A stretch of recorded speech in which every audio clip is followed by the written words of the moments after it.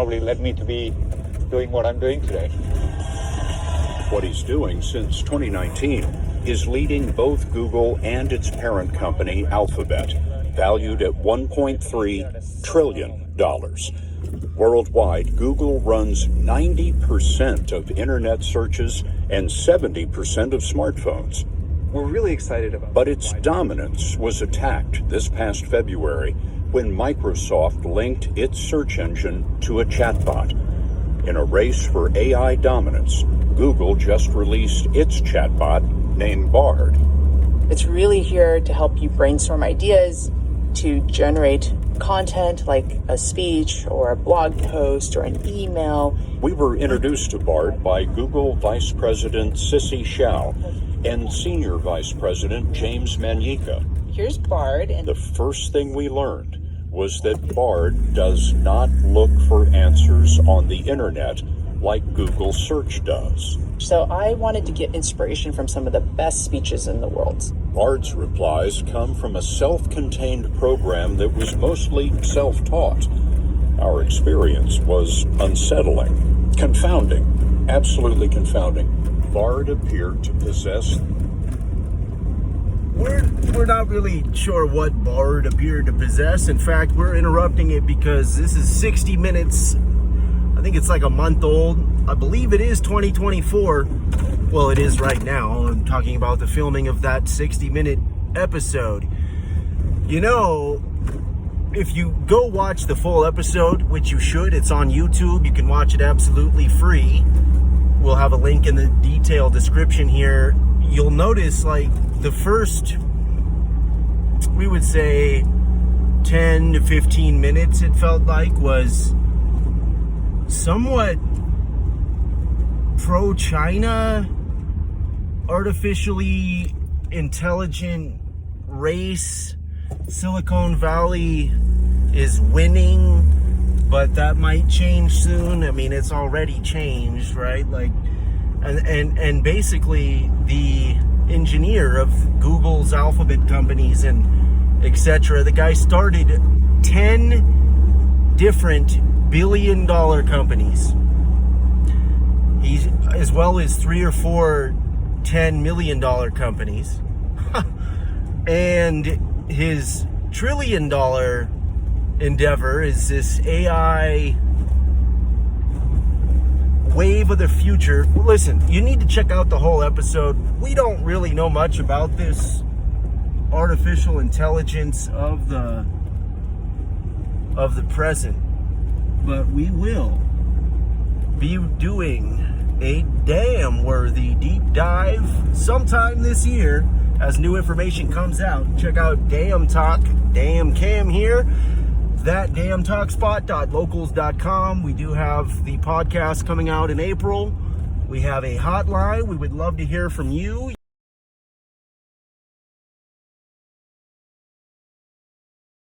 Bard appeared to possess the sum of human knowledge. With microchips more than 100,000 times faster than the human brain. We asked Bard to summarize the New Testament. It did, in 5 seconds and 17 words. In Latin. We asked for it in Latin. That took another 4 seconds. Then, we played with a famous 6-word short story, often attributed to Hemingway. For sale, baby shoes, never worn. Wow. The only prompt we gave was finish this story. In 5 seconds. Holy cow. The shoes were a gift from my wife, but we never had a baby. They were... From the 6-word prompt, Bard created a deeply human tale with characters it invented, including a man whose wife could not conceive and a stranger grieving after a miscarriage and longing for closure. So essentially, the AI that Microsoft released, Bard, is summarizing the longest, most articulately designed pieces of literature in the English language and beyond, and also creating original works involving multiple unique characters with different life positions and points of view. Now, seemingly, this is leaps and bounds ahead of where we just were, though we've never said this before. This has been artificial intelligence. 60 minutes, full episode, December 30th, 2023. So we were actually wrong. This is not from 2024, but this video here is. Yeah, so essentially then what we're looking at is 51,000 people who've liked this video, 3,757,000 who've seen it on YouTube. It's not exactly downplayed, right? And if you watch, the first 10 minutes is sort of a history of, we're presuming, artificial intelligence coming onto the map, as well as this guy who is known as the Oracle of AI, Kai-Fu Lee. That is Kai-Fu-Lee. We will find out if he puts his middle name to use while rolling out Alphabets, which is this $1 trillion company seemingly focused on exactly what we are discussing here. Now, before we go into any more of this, in fact, we're not going to go into any more of this. We're going to invite you to simply check that out yourself. And we are also going to say this for the first time, because we will be doing that episode later this year, 2024. Don't just obey. That is the episodic dialectic broadcast. Say that 3 times fast. It's one damn worthy podcast from the Isle of Big, that is Hawaii.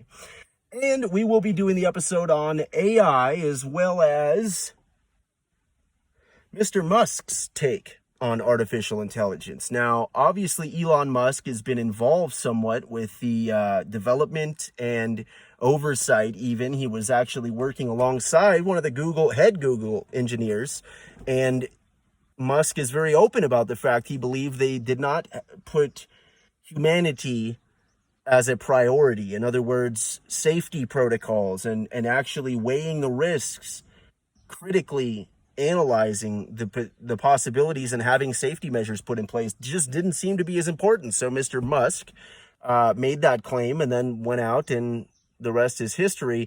So all of this work that he's done for free speech, we're going to propose that, somewhat like us, we don't continue to make these videos and spend hours editing the audio for members only podcast community. We don't do all that work just because we have such a huge heart and we want to give back. Now, sure, that's part of it, but it is also rewarding. We should be getting something from it. Now, we're not monetized yet. We don't have any sponsors, and we only ask you for $1 a month right now.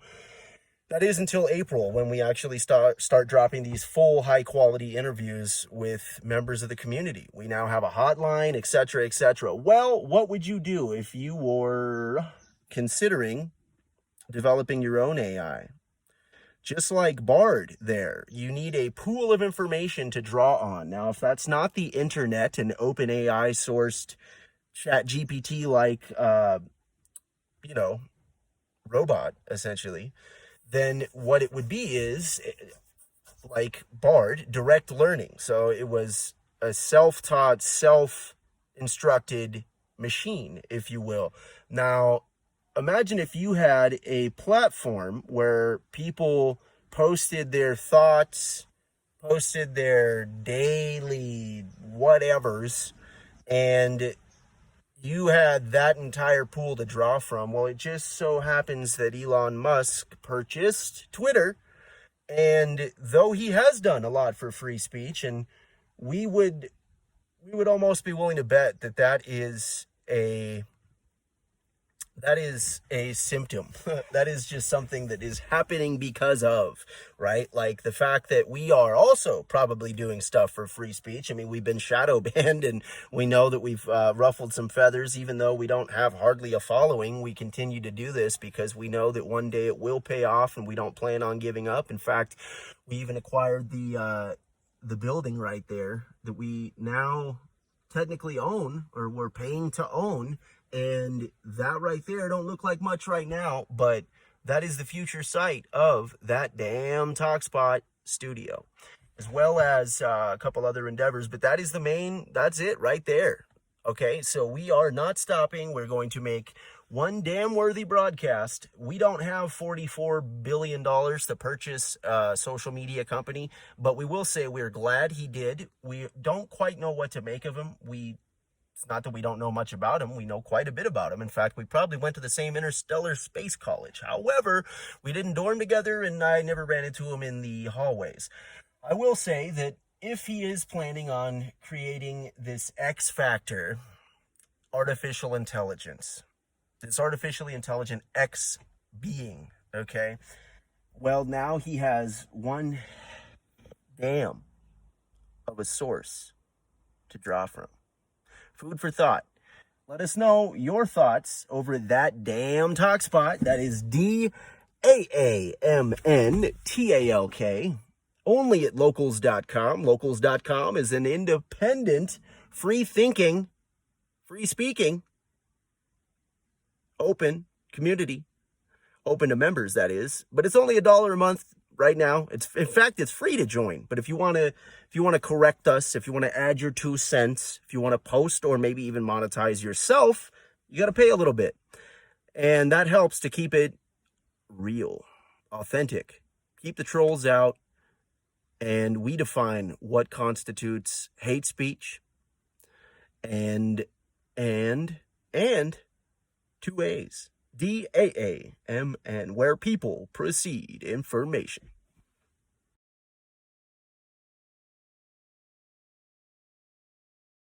Everyone's celebrating Transgender Day of Visibility. I want you to know that your president sees you. Jill, Kamala, Doug, our entire administration sees you for who you are, made in the image of God and deserving of dignity, respect, and support. But we know it's hard when there are those out there who don't see you and don't respect you. For example, the onslaught of anti-transgender state laws attacking you and your families is simply wrong. Listening to the radio this morning, that catchy jingle comes on. You know that one, the donate, you know that's a 1-877-TRAN for kids, a 1-877-TRAN for kids, a 1-877-TRAN for kids, donate your dick today. Hey, yeah, so apparently there's a program, it's brilliant, really. You have all of these children who are born in the wrong body, so essentially you need a dick. Well, they got you. Don't let them go to waste. We have transitioning boys to girls and girls to boys. Let's help them out. Pickup is quick and easy. You'll get a vacation voucher and maximum tax deduction. 1-877. Donate your dick today. Hey.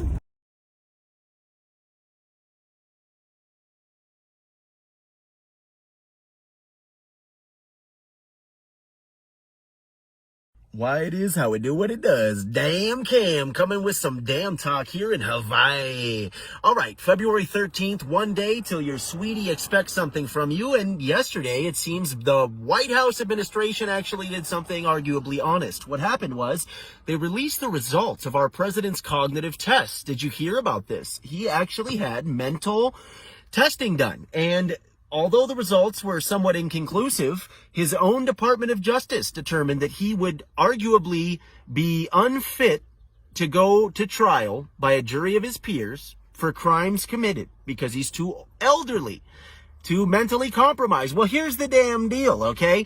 If he's unfit to go to trial for his actions while president, how in the damn is he fit to be president to begin with? And honestly, the most interesting part of this whole ordeal was that same evening, Monday night, about 7 o'clock, there was 15-minute notice, and they had a press conference, and they let the frickin' press go to town on him.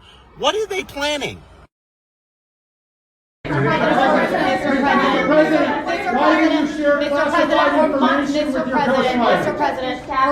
President, for months when you were asked about your age, you would respond with the words, "Watch me." Many American people have been watching, and they have expressed concerns about your age. That is your judgment.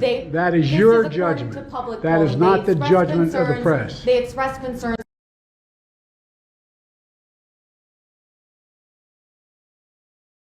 So you can pick and choose What it came down to for me is this.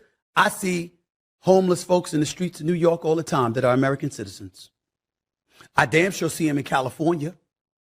We've got poor, impoverished, starving people who were born and raised in this nation. How in the hell do we come up with a $53 million pilot program for illegals, but folks who are here legally are born here, we don't have enough for them? Just like we could come up with billions for Ukraine, but somehow, some way, we can't fix the homeless problem. I'm down for helping Israel. I'm down for helping address the situations with the Israeli-Palestinian conflict, okay? I'm down for helping the Ukrainians and fighting off Russia. What about poor and desolate citizens here? How the hell do you print money for foreign countries, but you don't print that money to help eradicate folks that are starving right here in the streets of America who were born and raised here? This is what I'm talking about. And so when you have something like that, what's the one way to eradicate it?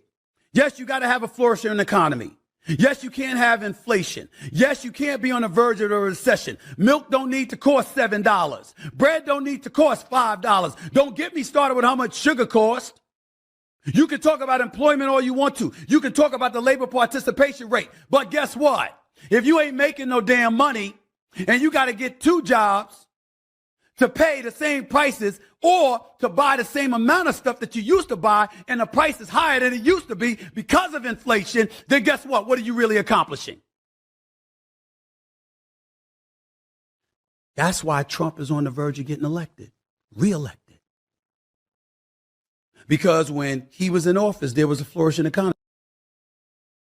All right, you want to know why? Do you want to know why the sports announcer is taking his time to talk about politics, and that's actually somewhat of the norm here in 2024? You want to know why all of these people are apparently feeling disenfranchised and etc.? Well, listen, here's the thing, okay? We absolutely resonated with progressives, liberals, Democrats for most of our damn life. And then we started to see the tables really turning, probably 2018, 19, definitely 2020. And then we realized it wasn't us that was leaving our principles. It was essentially the party we identified our principles with was leaving our principles. So we didn't necessarily leave, and we aren't really on the left anymore. And what happened was a whole cluster F in 2020. We all know about that. But here's the real issue, all right? It seems like the Democratic establishment isn't incalpable. They're not incapable.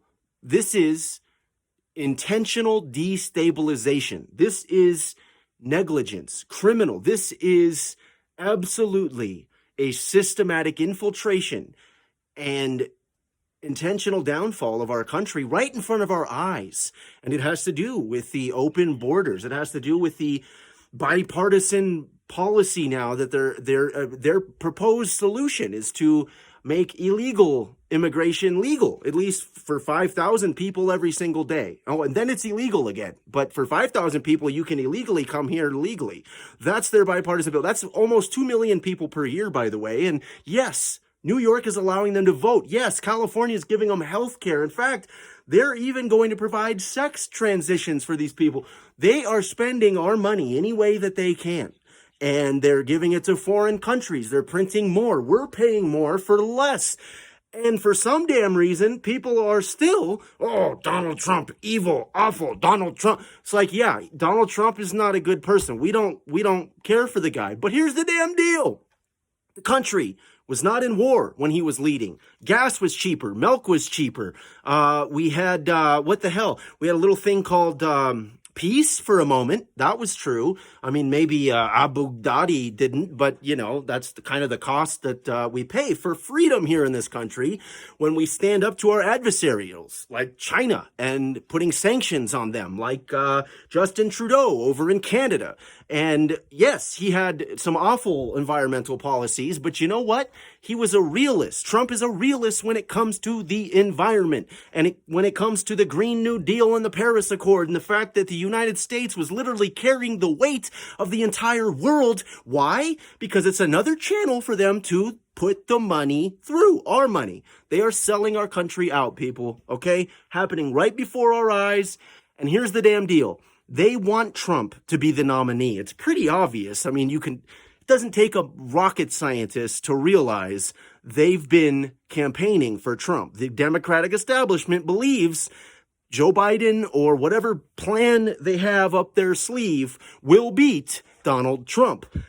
They are sure of it. That's what should be most alarming here. Whether or not the election was actually stolen last time, it doesn't take a mental giant or a leap of improposable bounds to conclude that there is a plausibility that they will absolutely cheat this time.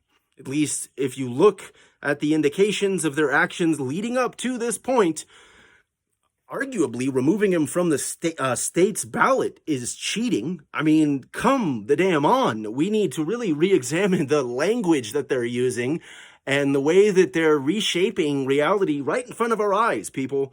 All right? Anyway, yeah, we just figured we'd say that for Zays, M's, Zeds, and all them lady gents, whatever the damn pronoun is. Just give a damn, okay?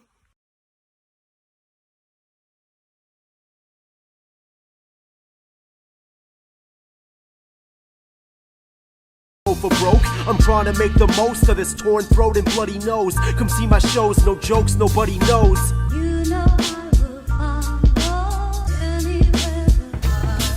anywhere the heart goes. In these muddy clothes, smoke a funny roach. Now I'm close to a gross overdose.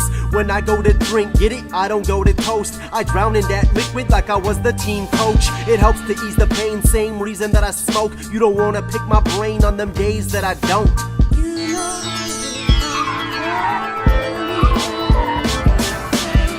how you look when you're headed and hope fails. Life got you by the ball instead of the coattails. Free falling, flying high, leaving smoke trails. Maybe that's the reason why I've been in 5 jails. Free falling, flying high, leaving smoke trails. Maybe that's the reason my addiction prevails.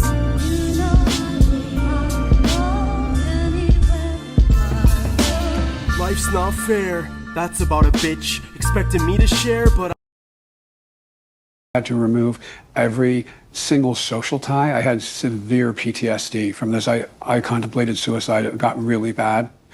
You feel like any little piece of information that gets out on you will be used by the worst people on the internet to destroy your life. And it's so isolating. And terrifying.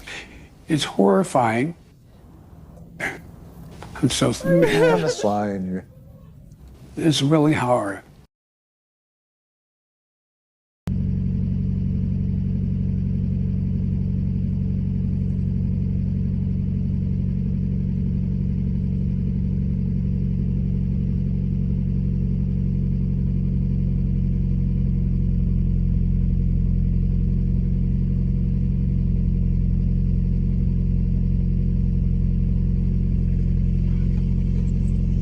Oh, right it is in the Hove, Hawaiian Ocean View Estates.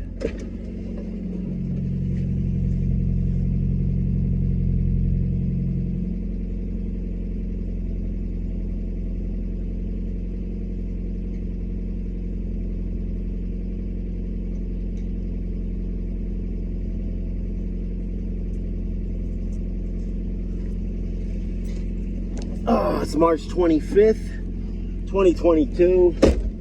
2 years ago today, we threw our back out so bad, we went to a chiropractor,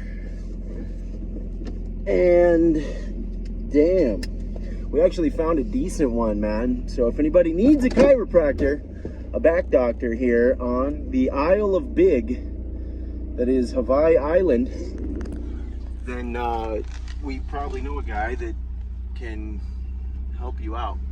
So yeah, yesterday we were doing some reflecting and thinking,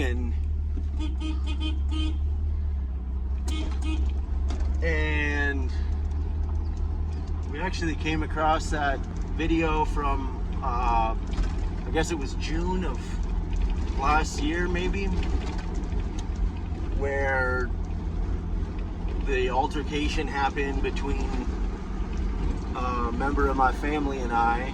And, you know, like we said yesterday, I thought maybe there's a chance that I have more to own in this situation than I previously thought. So I watched the video back and I found out that that's not true.